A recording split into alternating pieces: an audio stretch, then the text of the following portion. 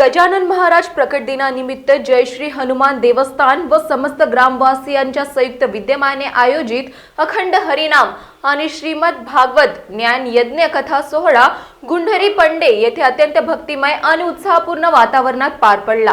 नमस्कार, आपण बघत आहात महान्यूज 7 करिता मी नंदिनी बर्वे।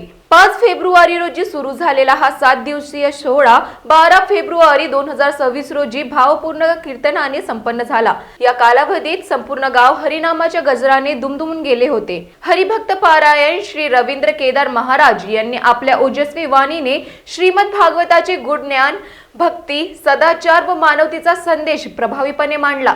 भाविक मोठ्या संख्येने उपस्थित राहून भागवत रसात तल्लीन झाले होते। समारोपाच्या दिवशी गजानन महाराजांची भव्य पालखी मिरवणूक काढण्यात आली।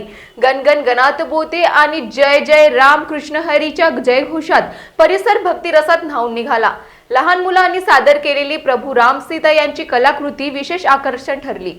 हा संपूर्ण कार्यक्रम शिस्तबद्ध, भावनिक आणि एकात्मतेचे दर्शन घडवणारा ठरला असून गुंढरी पंडे गावाच्या आध्यात्मिक उन्नतीचा एक प्रेरणादायी अध्याय म्हणून या सोहळ्याकडे पाहिले जात आहे।